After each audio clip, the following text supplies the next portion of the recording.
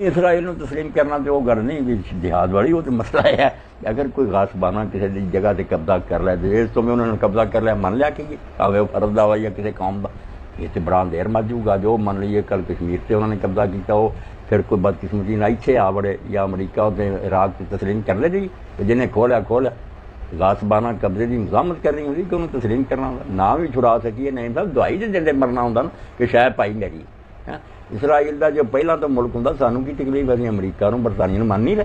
وہ جہاں حرامیاں نے جنگ عظیم قرضہ لیا یہاں کی کمر ٹوٹ گئی اس قرضے جو خفیہ معاہدہ کرے عرباں ادھر چکما دیتا تھی ترکوں کے خلاف ہو جاؤ سلطنت عثمانیہ کا بیڑا غرق کیا تمہوں اسی آزاد حکومت بنا دیں گے شام عراق سارے تے ہون شریف مکہ نو دھوکھا دے بعد تو سارے آپ کھول ہے کوئی فرانس نے کوئی 100 سال حکومت کی کھ بھی نہ لبا عرباں تے نال انہاں نے جڑا خفیہ یہودیاں نال معاہدہ کیتا قرضہ دے دیو تہاڈا ملک بنا دو کوئی ایران نے بالخور کر دیتا یہ کوئی انہوں کا وطن جڑا اس طرح وطن بنی ساری دنیا سارے تھائیں یہاں تو پہلا اتنے فلسطینی وستے سی وہ پرانے نکل آؤ گے مالکا کہ اسرائیل کتوں آیا سی پہلا یہ کوئی نہیں کیا غاصبانہ قبضہ جڑا تسلیم کرنا یہ تو ایک رسم بن گی پھر جڑا جہاں ملک کھولیا کروں گا تسلیم کری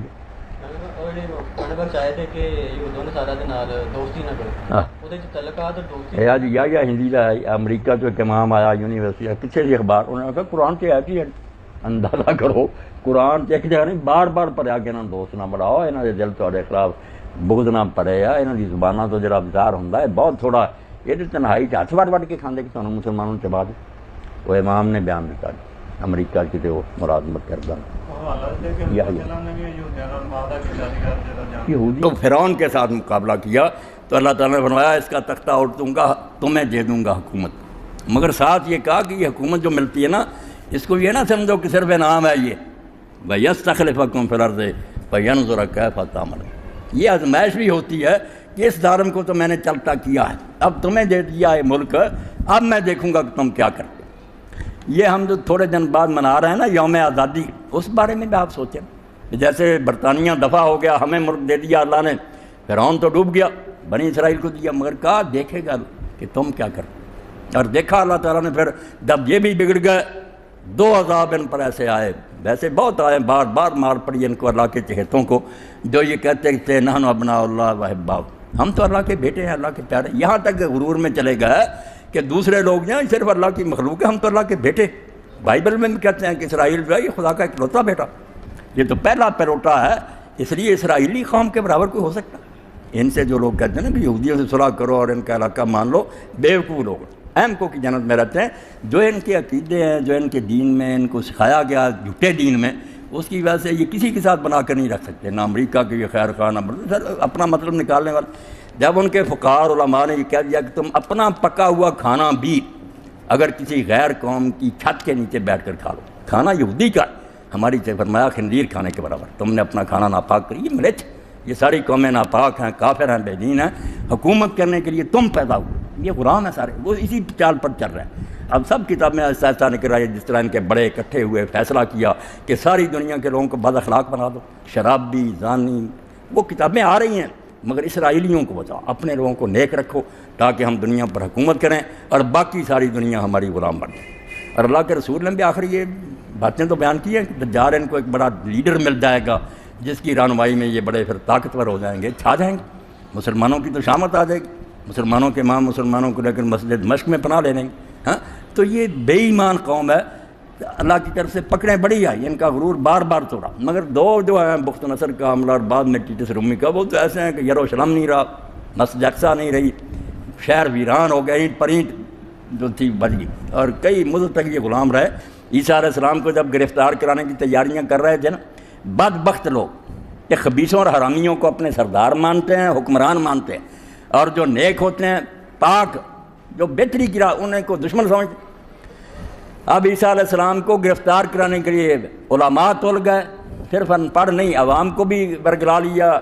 بڑے بڑے بارش داڑیاں ہاتھوں میں اسے جبے پہنے ہوئے موسیٰ علیہ السلام کے وارث جو دیکھتے مسواک اتنی لمبی ہونی چاہیے ٹخنے سے کپڑے فریسی پوری شریعت پر عمل کرتے وہ بھی آگے کہ یہ کافر ہے اس کو قتل کروائیں گے وقت کی حکومت تو بھی گانٹھا ساتھ اب رومی جو تھے وقت کے حاکم وہ غیر قوم تھے ان کی زبان الگ تھی وہ جیسے برطانیہ یہاں آیا ہوا تھا اس طرح ہی تھے انہیں کوئی دلچسپی نہیں تھی کہ عیسیٰ کون ہے، یہ یہودی کون ہے، انہیں اپنی حکومت سے غرض. مگر ان لوگوں نے انہیں کہا کہ ان کو کیسے آمادہ کریں، قتل کریں عیسیٰ علیہ السلام. گورنر کے جب پیش ہوئے اس نے کہا مجھ میں تو یار اس میں کوئی بات نظر نہیں آتی مجھے جس سے میں اس کو قتل کروں، ہمارے قانون کے مطابق کوئی جرم نہیں، کوئی نبی ہے یا نہیں ہے، تو آپ جانیں، آپ کا کام جانیں. انہوں نے پھر کہا اگر تو سزا نہیں نہ دے گا تو ہم کیسر سے یہ درخواست کریں گے روم کہ یہ حکومت کا باغی ہے، تختہ اٹھنا چاہتا ہے، تیرا گورنر اس کو رعایت دے رہا. گورنر کو بغاوت کا ڈراوا دیا کہ ہم بغاوت کا کیس بنا کر کیسر کو بھیجیں. وہ بھی ڈر گیا. اب نوبت یہاں تک پہنچی، اللہ کے عذاب یوں ہی نہیں آتے، اللہ قوموں کو دیکھتا کہ کرتے کیا. نیک لوگ پھانسیوں پر چڑھ جاتے ہیں، جیلوں میں وہ گلتے رہتے ہیں، اور یہ خبیث حکومت کے تخت پر بیٹھے رہتے ہیں. جب آخری فیصلہ ہوا کہ عیسیٰ علیہ السلام بھی تھے پاس، اور اس نے کہا گورنر نے کہ کل عید فصح، سارے یہودیوں کی سب سے بڑی عید جو ہے نا، خوشی کا دن تمہارا وہ ہے، ہم اس لحاظ سے تم ہماری رہیے، تو اس موقع پر ایک ایسے شخص کو جس کو سزائے موت دینی ہوتی ہے، فیصلہ ہوتا ہے سزائے موت، اس کو رہا کر دے، چھوڑ دے. اب تم مجھے بتاؤ کہ میرے پاس ایک یہ ہے جو نبی ہونے کا دعوے دار ہے، اور میں نے اس میں کوئی گناہ نہیں پایا، اور دوسری طرف برابا ڈاکو ہے جس نے شہر میں ہنگامے کیے، ڈاکے ڈالے، بندے قتل کیے، ان میں سے کس کو چھوڑوں؟ اب ذرا اندازہ کریں کہ خدا کے پاک نبی کی جان کے مقابلے میں کمبخت مولویوں نے پبلک کو کہا تم نعرے لگاؤ کہ برابا کو چھوڑ دو، اس مسیح کو صلیب دے. جب یہاں تک نوبت پہنچی، اللہ نے پھر اپنے پیغمبر کو تو بچا لیا، اٹھا لیا. مگر ان کا کیا حشر ہوا؟ عیسیٰ علیہ السلام کا جو پڑھتے ہیں انجیل میں، آپ گلیوں بازاروں میں پھرتے روتے، فرمایا ابن مریم کا کیا، اس نے تو دنیا سے جانا ہی، یہ کوئی بات نہیں. مگر میں دیکھتا ہوں کہ یہ یروشلم کی اینٹ سے اینٹ بچ جائے گی، یہ مسجد اقصیٰ نہیں رہے گی، تم غلام ہو جاؤ گے. صرف 70 ہی سال گزرے، ٹیٹس رومی نے حملہ کر کے 600 سال تک یہاں کوئی شہر نہیں تھا، کوئی مسجد نہیں تھی. حضرت عمر نے اپنے دور میں پھر تھوڑی سی مسجد بنایا. تو اللہ کہتا ہے کہ جب میں حکومت دیتا ہوں تو دیکھتا ہوں کہ پھر تم کرتے کیا، وعدے کیا کیے تھے تو پورا کیا.